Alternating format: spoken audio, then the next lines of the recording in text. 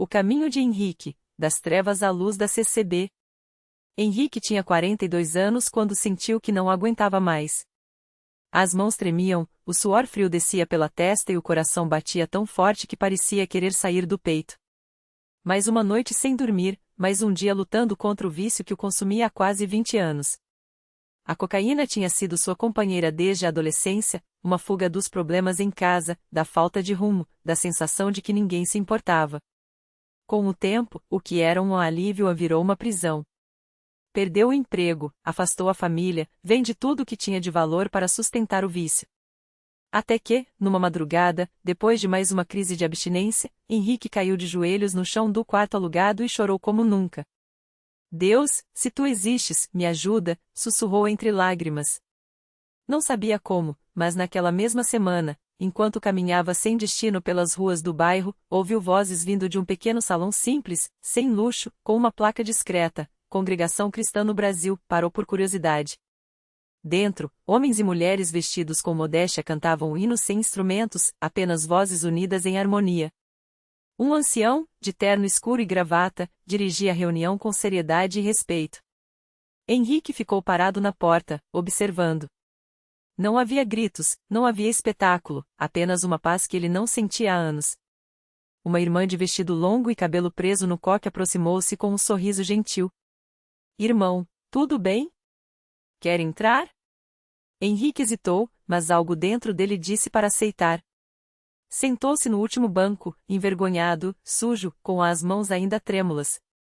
Os irmãos não o julgaram. Ninguém perguntou seu nome ou sua história. Apenas continuaram cantando: Jesus, meu Salvador, a ti venho buscar. Aquelas palavras o atingiram como um golpe. Ele não sabia orar, não conhecia a Bíblia, mas ali, pela primeira vez em anos, sentiu que poderia haver uma saída. Depois do culto, o ancião se aproximou. Filho, você parece abatido. Precisa de ajuda? Henrique baixou a cabeça. Eu não sei se Deus pode me perdoar pelo que eu fiz. O ancião colocou a mão em seu ombro. Deus não olha para o que você foi, mas para o que você pode ser. Venha amanhã à noite. Vamos orar juntos. No dia seguinte, Henrique voltou. Dessa vez, ficou para a reunião de oração. Os irmãos se ajoelharam, e ele os imitou, sem saber o que dizer. O ancião orou com voz firme: Senhor, este irmão veio até aqui quebrantado. Tu conheces seu coração. Livra-o, Senhor, das amarras que o prendem. Dá-lhe força para vencer. Henrique sentiu lágrimas escorrerem. Não era apenas uma oração, era como se Deus estivesse ali, ouvindo. Os dias seguintes não foram fáceis. As crises de abstinência voltaram, a tentação batia à porta, mas Henrique persistia. Toda noite, ia à igreja. Os irmãos o acolheram sem julgamento. Uma irmã lhe deu uma Bíblia usada, marcando Salmos 34, 17, os justos clamam, e o Senhor os ouve, e os livra de todas as suas angústias. Ele leu aquilo repetidas vezes, como um farol na escuridão. Uma semana depois, durante um culto, Henrique sentiu algo diferente. Enquanto os irmãos cantavam Lava-me, Senhor, e serei mais branco que a neve, uma paz inexplicável encheu seu coração. Não foi um raio, não foi um milagre espetacular. Foi uma certeza quietinha, como se uma corrente tivesse sido quebrada. Naquela noite, ele chorou de alívio. Não sentia mais vontade de usar drogas. Não era força de vontade, era algo maior. No domingo seguinte, Henrique deu seu testemunho. Ficou de pé, como era o costume na CCB, e com voz trêmula, contou sua história. Irmãos, eu era escravo, mas Deus me libertou. Não foi eu, foi Ele. Os irmãos choraram com ele. O ancião sorriu e disse: Isso é o poder da oração e da fé. Deus não desampara quem nele confia. Pouco tempo depois, Henrique foi batizado nas águas, em uma cerimônia simples e solene, como manda a doutrina da CCB. Quando saiu da água, sentiu que uma vida nova começava.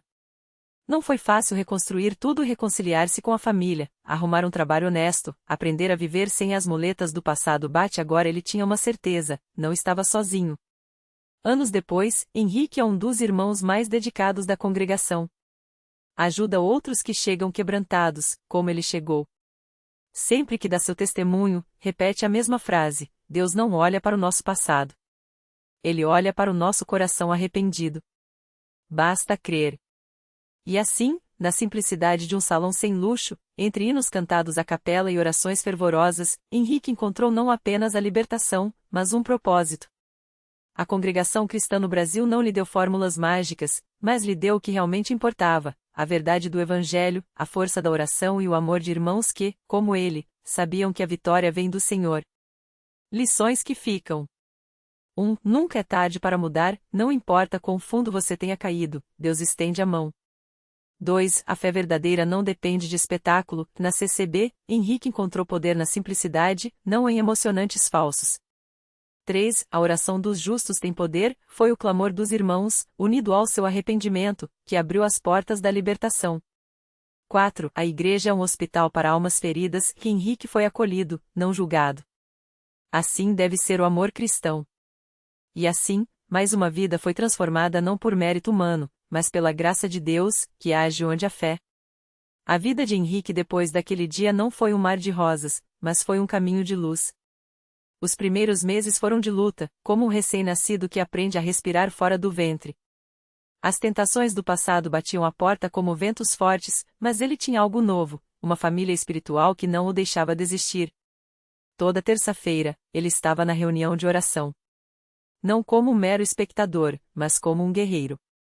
Às vezes, as lágrimas escorriam enquanto ele clamava: Senhor, não me deixe voltar atrás. E os irmãos, sem palavras bonitas, apenas oravam com ele, colocando as mãos sobre seus ombros como quem diz: Nós estamos aqui. Você não está sozinho. Um dia, sua mãe, que há anos não via esperança no filho, entrou na igreja pela primeira vez. Não por curiosidade, mas porque viu a mudança. Henrique não era mais o mesmo. Os olhos dele brilhavam de uma paz que ela nunca tinha visto. Naquela noite, ela também se ajoelhou e chorou, não de dor, mas de alívio. Deus ouviu minhas orações, ela sussurrou entre lágrimas. O trabalho não veio fácil. Henrique tinha que reconstruir sua vida do zero. Mas os irmãos da igreja o ajudaram. Um lhe arrumou um emprego como servente de pedreiro. Outro levou para fazer um curso de informática básica à noite. Não foi um milagre financeiro instantâneo, mas foi um milagre de dignidade. Cada dia honesto de trabalho era uma vitória contra o passado. E então veio o dia em que ele subiu ao púlpito para dar seu testemunho. Não com palavras ensaiadas, mas com a voz embargada de quem sabe que só Deus poderia ter feito aquilo. Eu era um homem morto. Não só pelas drogas, mas pela vergonha, pelo ódio de mim mesmo. Mas aqui, nesta igreja, eu encontrei vida. Não porque os homens são perfeitos, mas porque Deus é fiel. Muitos choraram naquele dia. Alguns porque se identificavam com a história. Outros porque precisavam da mesma esperança. Uma senhora, depois do culto, se aproximou dele e disse: Meu filho está nas drogas. Você acha que Deus pode fazer por ele o que fez por você? Henrique olhou nos olhos dela e respondeu com a certeza de quem já viu o impossível: Se ele quiser, Deus faz. E se a senhora orar e não desistir, a vitória vai chegar. Anos se passaram. Henrique hoje é um obreiro na igreja. Não é um homem rico, não tem fama, mas tem algo que o mundo não pode comprar: paz. Sua mãe, que antes chorava de desespero, agora sorria ao ver os netos brincando nos braços do pai que quase perdeu. Sua casa é simples, mas cheia de amor. E toda vez que ele passa pela porta da igreja, ele toca a madeira com carinho, como quem sabe que ali, entre aquelas paredes, Deus escreveu uma nova história para ele. Porque milagre não é só o que vemos de repente. Milagre é a vida que se reconstrói, dia após dia, pela mão de Deus e pela fé de quem não desiste. E isso, Henrique sabe, é a maior prova de que Deus ainda faz o que os homens dizem ser impossível. A vida de Henrique não parou por aí. Cada manhã, ao acordar, ele olhava para as cicatrizes no corpo e no coração, mas não via mais dor, via lembretes de que Deus havia sido fiel. Sua mãe, Dona Maria, costumava contar para todos na igreja como filho, que os médicos haviam desistido, hoje levantava cedo para servir ao Senhor. Ele não só viveu, como vive com propósito, dizia ela, com os olhos brilhando de gratidão. Um dia, enquanto organizava as cadeiras do templo, Henrique notou um jovem sentado no fundo, com a cabeça baixa. O rapaz tinha o olhar vazio, as mãos trêmulas, e algo nele fez Henrique se lembrar de si mesmo anos atrás. Sem hesitar, sentou-se ao lado dele. "O que te trouxe aqui hoje?" perguntou, com a voz calma de quem já esteve no lugar do outro. O jovem, chamado Lucas, levantou os olhos cheios de lágrimas. "Não aguento mais, irmão. As dívidas, a depressão, a sensação de que não tenho saída. Pensei até em acabar com tudo." Henrique sentiu o coração apertar. Ele conhecia bem aquele desespero. Mas também conhecia a saída. "Eu já estive onde você está", confessou. "Deitado em uma cama de hospital, com os médicos dizendo que eu não ia sair dali. Minha mãe orava, a igreja orava, e Deus me deu não só a vida, mas uma razão para viver. Se Ele fez por mim, pode fazer por você." Lucas olhou incrédulo. "Mas o Senhor não sabe o tamanho do meu problema." "Eu sei o tamanho do meu Deus", interrompeu Henrique, com um sorriso firme. "E Ele não muda. Vamos orar agora mesmo." Os dois se ajoelharam ali, entre as fileiras de cadeiras. Henrique orou com a mesma fé que havia visto em sua mãe anos antes, pedindo a Deus que tocasse no coração daquele jovem, que restaurasse sua esperança, que abrisse caminhos onde só havia paredes. Quando terminaram, Lucas ainda chorava, mas havia algo diferente em suas lágrimas agora, eram de alívio. Nos dias seguintes, Henrique não deixou Lucas sozinho. Levou-o aos cultos, apresentou-o aos obreiros, e até o ajudou a conseguir um trabalho temporário na igreja, arrumando os folhetos e ajudando na limpeza. Pouco a pouco, o jovem começou a sorrir novamente. As dívidas não sumiram da noite para o dia, mas sua fé cresceu. E, assim como Henrique, ele descobriu que o milagre não era só a solução dos problemas, mas a certeza de que, com Deus, nenhum problema era maior que sua misericórdia. Anos depois, Lucas também se tornou obreiro. E, toda vez que um novo visitante chegava à igreja com o peso do mundo nas costas, os dois se olhavam e sorriam, como se dissessem: "Nós já estivemos lá. Mas Deus nos tirou." Porque a Universal não é só um lugar de oração, é um lugar de transformação. Onde o impossível se torna possível, onde vidas quebradas são restauradas, e onde, a cada testemunho, fica claro que Deus ainda age com poder. Henrique e Lucas são apenas dois entre milhares que podem dizer: "Eu deveria estar morto, mas aqui estou, vivo, e com uma história para contar." E a história continua. Porque enquanto houver alguém disposto a crer, Deus estará pronto para fazer muito mais do que pedimos ou pensamos. Na mesma igreja onde Henrique e Lucas encontraram a esperança, uma jovem chamada Mariana chegava arrasada, com os olhos inchados de tanto chorar. Ela carregava nas mãos uma carta de despedida escrita para os pais, guardada no bolso da calça de surrada. Há 3 meses, tinha descoberto que o namorado, com quem sonhava construir uma família, a traía com a melhor amiga. A dor era tão profunda que ela não conseguia nem levantar da cama. Os remédios para a ansiedade já não faziam efeito, e as noites eram um pesadelo de lágrimas e pensamentos sombrios. "Não aguento mais", ela repetia para si mesma, enquanto entrava pela porta da Universal, quase arrastando os pés. Foi então que viu Lucas no púlpito, compartilhando justamente sobre traição e restauração. Seu testemunho era tão real, tão cheio de detalhes dolorosos que Mariana sentiu como se ele estivesse falando diretamente com ela. Quando ele disse: "Deus não só sarou minha dor, como me deu uma família que eu nem sonhava", algo dentro dela estremeceu. Não era só a história, era a convicção com que ele falava, como se cada palavra fosse um soco no inimigo. No final do culto, enquanto as pessoas se levantavam para orar, Mariana permaneceu sentada, imóvel. Foi quando Henrique, que agora era um dos líderes do grupo de apoio, se aproximou e sentou ao seu lado. Sem pressa, sem frases clichês, ele apenas perguntou: "Você quer sair dessa dor hoje?" Ela olhou para ele, surpresa com a simplicidade da pergunta, e tudo o que conseguiu dizer foi um "assim" entre soluços.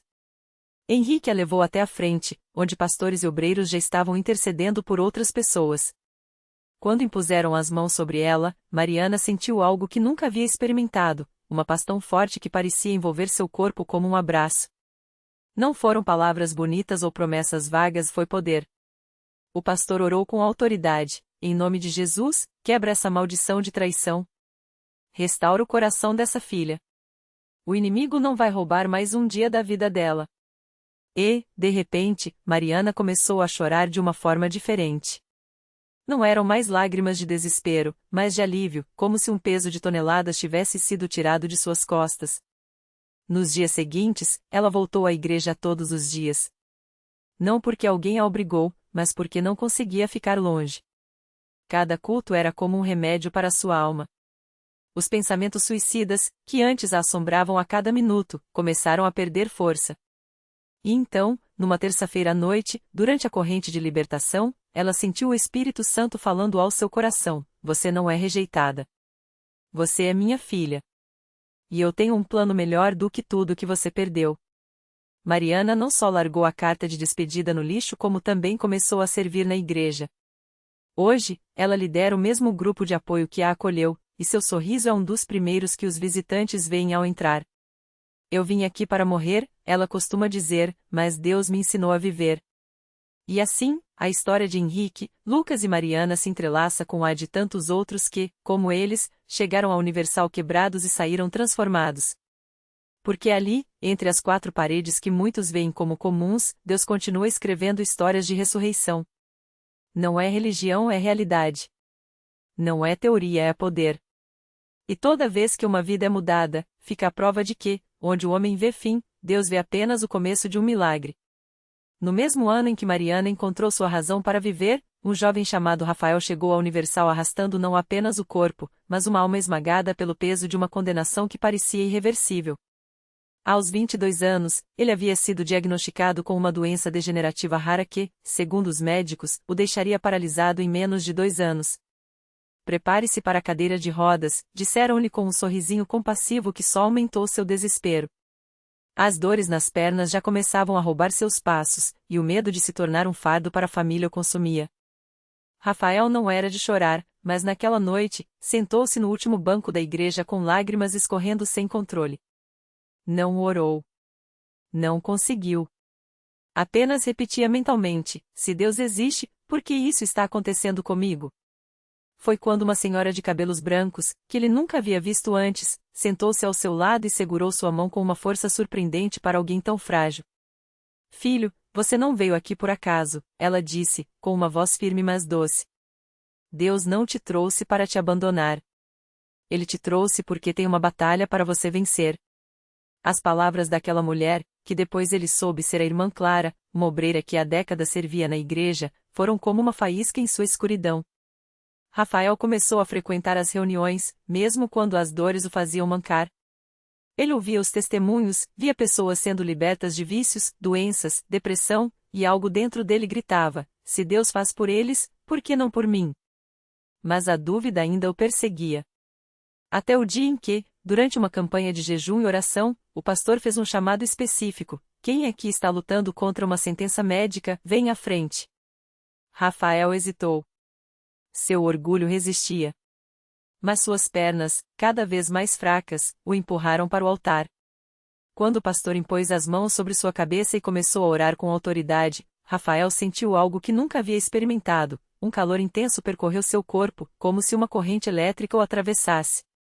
Ele caiu de joelhos, não por fraqueza, mas por uma força que o dominou. Quando se levantou, algo era diferente. As dores haviam sumido. Não era alívio temporário, era ausência total. Ele deu os primeiros passos firmes em meses, e então, sem pensar, correu. Correu pelo corredor central da igreja, entre aplausos e lágrimas daqueles que testemunhavam. Os médicos, depois de novos exames, não tinham explicação. A doença havia regredido. Não apenas parado, desaparecido.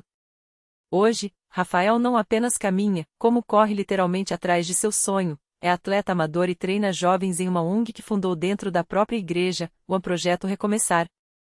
"Eu vim aqui para receber uma sentença de morte", ele conta, segurando uma medalha de uma corrida que completou recentemente. "Mas Deus me deu uma vida nova.